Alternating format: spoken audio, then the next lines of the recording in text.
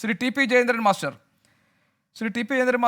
ഈ BJP-യെ സംബന്ധിച്ച് ഇപ്പോൾ കേരളത്തിൽ എന്ന് വേണ്ട രാജ്യത്ത് തന്നെ ഈ കോൺഗ്രസിനെ സംബന്ധിച്ച് അവരുടെ ഒരു പ്രധാനപ്പെട്ട ആശങ്ക ആരൊക്കെ BJP-യിലേക്ക് പോകാൻ നിൽക്കുന്നു, ഇനി ആരെങ്കിലുമൊക്കെ BJP മറച്ചിട്ട് കൊണ്ടുപോകും എന്നുള്ളതൊക്കെയാണ്. കേരളത്തിൽ അത്തരം ചർച്ചകൾ കേന്ദ്രീകരിക്കപ്പെട്ടത് കെ സുധാകരൻ, നേരത്തെ ശ്രീ VPP മുസ്തഫയൊക്കെ പറഞ്ഞതുപോലെ അദ്ദേഹം തന്നെ നടത്തിയിട്ടുള്ള അദ്ദേഹത്തിൻ്റെ തന്നെ ചില അഭിപ്രായ പ്രകടനങ്ങളിൽ ഊന്നിയായിരുന്നു. ഇപ്പോൾ ഈ കെ സുധാകരൻ്റെ KPCC അധ്യക്ഷ സ്ഥാനത്തേക്കുള്ള മടങ്ങിവരവുമായി ബന്ധപ്പെട്ട് ഉയർന്നു വന്നിരിക്കുന്ന ഈ വിവാദങ്ങൾ BJP പരിശോധിക്കുമ്പോൾ കോൺഗ്രസിനകത്ത് ഒരു ഇളക്കമുണ്ടായിട്ടുണ്ട്, അല്ലെങ്കിൽ അവിടെ ഒരു സാധ്യത ഒളിഞ്ഞു കിടക്കുന്നുണ്ട് എന്നൊക്കെ നിങ്ങളുടെ ഒരു രാഷ്ട്രീയ കണ്ണ് അതിലേക്ക് പതിയുന്നുണ്ടോ? അങ്ങനെ BJP കാണുന്നുണ്ടോ കോൺഗ്രസിലെ ഈ പുതിയ സംഭവ വികാസങ്ങളെ? ഗോപികൃഷ്ണൻ, ഈ ചർച്ച തന്നെ യഥാർത്ഥത്തിൽ ആവശ്യമുണ്ടോ എന്ന സംശയം എനിക്കുണ്ട്. കാരണം ഇത് തികച്ചും കോൺഗ്രസിന്റെ ഒരു ആഭ്യന്തര വിഷയമായി പര്യവസാനിക്കേണ്ടതായിരുന്നു. പക്ഷേ ഇന്ന് നമ്മൾ ചർച്ച ചെയ്യുമ്പോഴാണ് ഇതിൻ്റെ അകത്തളങ്ങളിലുള്ള വ്യാപ്തി വർദ്ധിക്കുന്നത്. എന്തുകൊണ്ട് കോൺഗ്രസിന്റെ പ്രതിനിധി ഇവിടെ ശ്രീകണ്ഠനോ അല്ലെങ്കിൽ ശ്രീകുമാർ സാറോ വന്ന് പറഞ്ഞ വാക്കുകൾ ഒരു കോൺഗ്രസിന്റെ പ്രതിനിധി വന്ന് സംസാരിച്ച് അവസാനിപ്പിച്ചിരുന്നെങ്കിൽ ഇത് തീർക്കാവുന്ന വിഷയമായിരുന്നു. പക്ഷെ കോൺഗ്രസ് ഇതിനോട് പ്രതികരിക്കുന്നതിൽ കാണിക്കുന്ന അമാന്തം, അപ്പോൾ സ്വാഭാവികമായിട്ട് ഞാൻ തുറന്നു പറയും, രാഷ്ട്രീയ പ്രസ്ഥാനങ്ങൾക്കിടയിൽ പ്രതിസന്ധികൾ ഉണ്ടാകുന്നത്, പ്രശ്നങ്ങൾ ഉണ്ടാകുന്നതൊക്കെ സർവ്വസാധാരണമാണ്. പക്ഷെ ഒരു പ്രത്യയശാസ്ത്രത്തിന്റെ പ്രസ്ഥാനത്തിന്റെ നിലനിൽപ്പിന് അനിവാര്യമായത് അത്തരം പ്രതിസന്ധികളെയും പ്രശ്നങ്ങളെയും അതിജീവിക്കാനുള്ള സംഘടനാപരമായ അതിൻ്റെ കഴിവാണ് ഒരു പ്രസ്ഥാനത്തിന്റെ പ്രസക്തി വിളിച്ചോതുന്നത്. പക്ഷെ ഇന്ന് നമ്മളിത് ചർച്ച ചെയ്യുമ്പോൾ എനിക്ക് ചൂണ്ടിക്കാണിക്കാനുള്ളത് അത്തരം ഒരു പ്രസ്ഥാനത്തിന്റെ അനിവാര്യമായ നിലനിൽപ്പിനെയാണ്, പ്രസക്തിയാണ് ഇവിടെ വെല്ലുവിളിക്കപ്പെടുന്നത്. നോക്കൂ, 2014-ലും 2019-ലും കോൺഗ്രസിന്റെ പതനം അത്യഭയാനകമായിരുന്നു. ഒരുപക്ഷെ 2024 അവരെ കാത്തിരിക്കുന്നത് അതിനേക്കാൾ ഭയാനകമായ ഒരു വീഴ്ചയാണ് എന്ന് പലരും ഭയക്കുന്നുണ്ട്.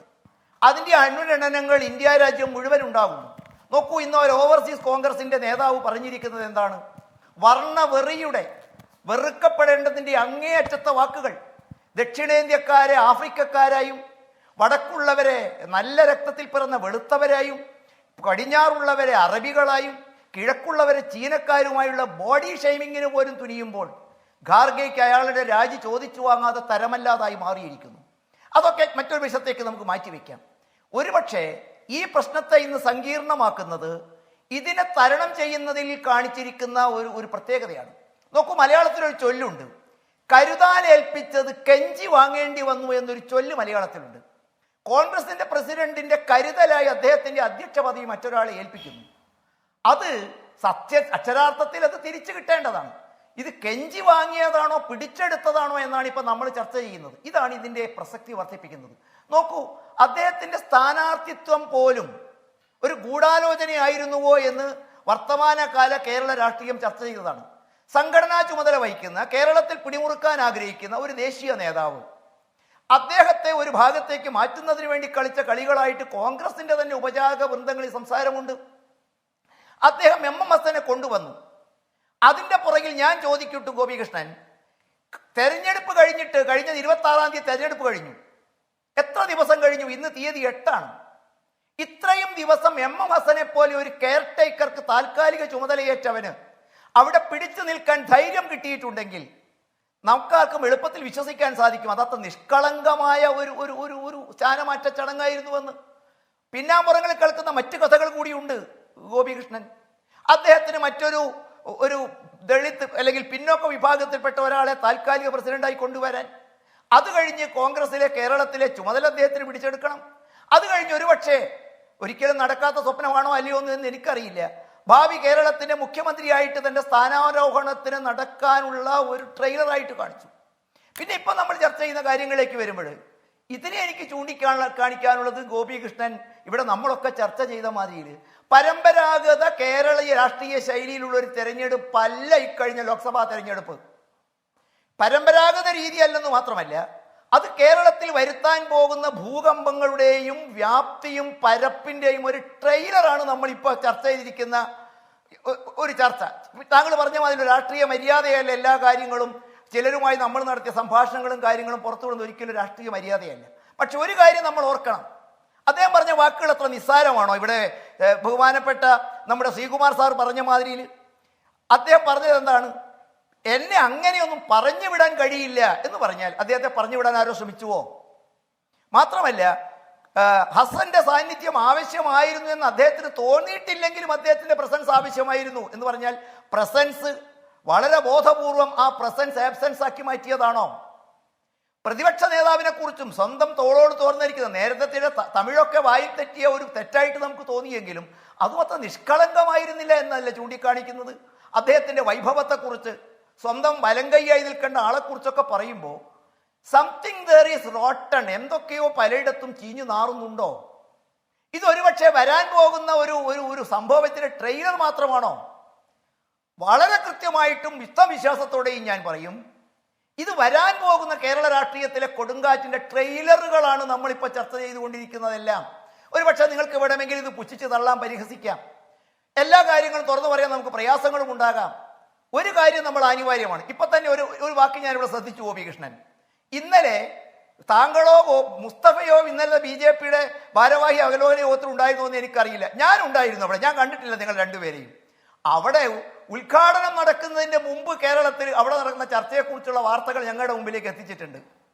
രാഷ്ട്രീയപരമായ കാര്യങ്ങളിൽ മാധ്യമങ്ങൾ കേരളത്തിൽ അജണ്ട ഉണ്ടാകാം, അതിന് ഞാൻ എതിർക്കുന്നില്ല.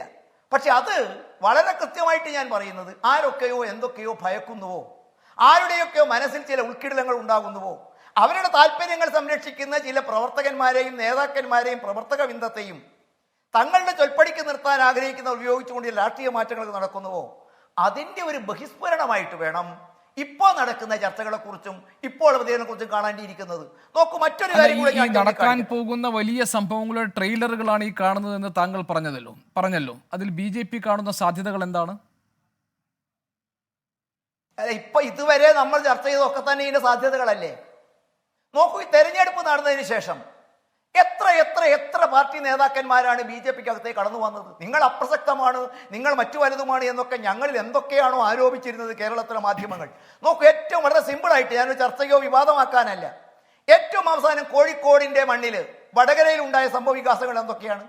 ഒരു സ്ഥാനാർത്ഥിയെ ബോലോ തക്ബീർ വിളിച്ച് അംഗീകരിക്കാനും ദീനിന്റെ പ്രതിഷേധം എന്ന് പറയാനും മറ്റൊരാളെ കാഫിറാക്കാനും ഏതൊക്കെയോ കേന്ദ്രങ്ങളിൽ ആരൊക്കെയാണോ മതേതരത്വത്തിന് വേണ്ടി, അത് സംരക്ഷിക്കുന്നതിന് വേണ്ടി ജീവൻ കൊടുക്കാൻ തയ്യാറാണെന്ന് കേരളീയ സമൂഹത്തെ പറഞ്ഞ് വിശ്വസിപ്പിച്ചത്, അവരിന്ന് കേരളത്തിലെ വർഗീയതയുടെ മത ഭീകരതയുടെ അല്ലെങ്കിൽ ജനങ്ങളെ തട്ടാക്കി മാറ്റുന്നതിന്റെ അങ്ങേയറ്റം ഭീമത്സമായ രൂപം പൂഴുമ്പോൾ മാധ്യമങ്ങൾക്ക് പോലും അവരുടെ പങ്ക് നിർവഹിച്ചു എന്ന അഭിപ്രായം ഗോപികൃഷ്ണൻ ഉണ്ടോ എന്ന് എനിക്കറിയാം. ഏതായാലും എനിക്കത് തോന്നിയിട്ടില്ല.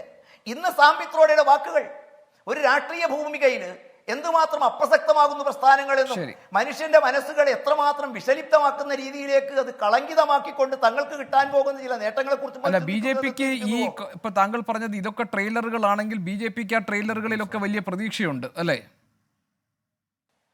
അതെന്താണ് സംശയം? ഞാൻ പറഞ്ഞല്ലോ, ഇപ്പൊ നടന്നുകൊണ്ടിരിക്കുന്ന വാർത്തകൾ എന്തൊക്കെയാണ്, കേൾക്കാൻ പോകുന്ന നാളുകളിലെ വാർത്തകൾ എന്തൊക്കെയാണ്. എന്തെങ്കിലും ഗോപികൃഷ്ണൻ നമുക്ക് വിശ്വസിക്കാൻ സാധിക്കുമോ? കെ കരുണാകരന്റെ വീട്ടിൽ നിന്നും ആന്റണിന്റെ വീട്ടിൽ നിന്നും ഭാരതീയ ജനതാ പാർട്ടിക്കകത്തേക്ക് ആളുകൾ കടന്നു വരുമെന്ന്? മുൻ MP-യും MLA-മാരുമായിട്ട് വന്ന അത്ഭുതക്കുട്ടിയായും മറ്റു പറഞ്ഞ ആളുകൾക്ക് BJP കടന്നു വരാൻ സാധിക്കുമെന്ന്?